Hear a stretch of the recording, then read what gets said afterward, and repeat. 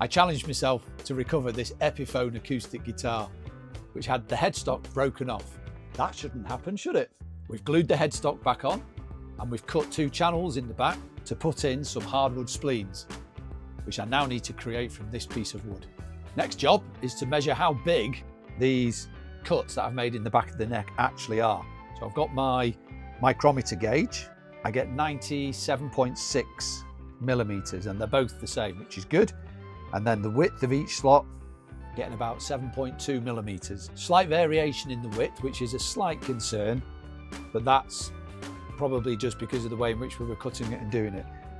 So we'll mark this up, get this cut, and get them sanded down to fit. And just like that, we're back with 2 spleens. So I've cut them out of the piece of wood. I'm just showing you for evidence purposes. And then I've crafted those mostly on a belt sander. So I've been on there, it's outside, it's noisy, it's messy. But yeah, so I've marked them up. I've got my left and my right. And then the next job, don't know my left from my right, got in these wrong, there we go. And then the next job is we're going to cover those in glue, and we'll get them in, and then we'll clamp them in and leave them to set. And then once they're set, we then carve away the proud bit of the wood, hopefully profile it to the shape of the back of the neck seamlessly, so the owner of the guitar will never even know we've been there. That's the idea. Whether it works or not, yet to see. But okay, got my glue, little paintbrush, got my clamps, got no idea what I'm doing. Just gonna have to go for it. So I'm gonna put the glue in. I want to get it all over the place and everywhere. So I think there's just nothing like getting on with it, which is exactly what I'm doing. Oh, I put too much in there. So I'm going to spread the glue all around these pockets, and I'm using Tight Bond original wood glue, which is what all the people who do this sort of stuff seem to use. But the products are available. And then I'm also going to put some on the piece of wood going in. Okay, that's 1. Oh, done that. And then get number 2. Right, there's number 2. Let's get that squeezed in. Right, that first one doesn't seem to have gone in that well. I'm hoping these clamps will see it all the way home. Typically, now the glue's on, I don't want to take it out. I'm not sure it's quite where I want it. There we go. Yeah, the clamps sorted it. The clamps pushed it right in, which is exactly what I want. Got lots of glue oozing out, but this will all be cleaned up and sanded down, so I'm not too worried. There we go. Yeah, fantastic. Right. Close that. Always leave the glue open. Not a good idea. There we go. Right, let's leave that to set. I'm probably going to leave it for a 24-hour period. I think the drying time's a lot less than that, but just to be absolutely sure, then we'll come back and start carving away.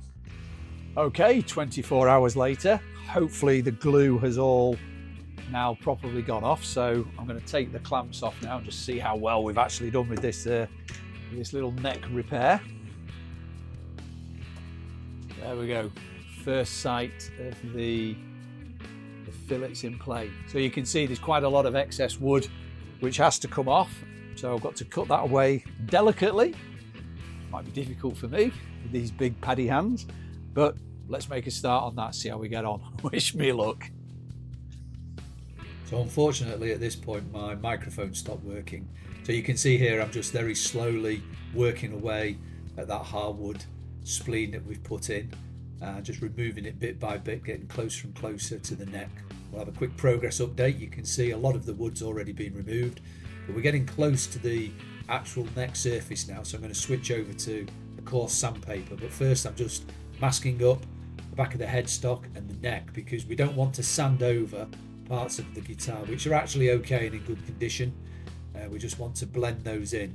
So we've masked those up now, and then we'll set away with the high coarse sandpaper here. I'm working away, and it really did start to bring that hardwood off. Again, let's have another quick update. You can see now those are really looking like they've blended in. I'm really pleased with the progress at this point. I think I'm singing my own praises.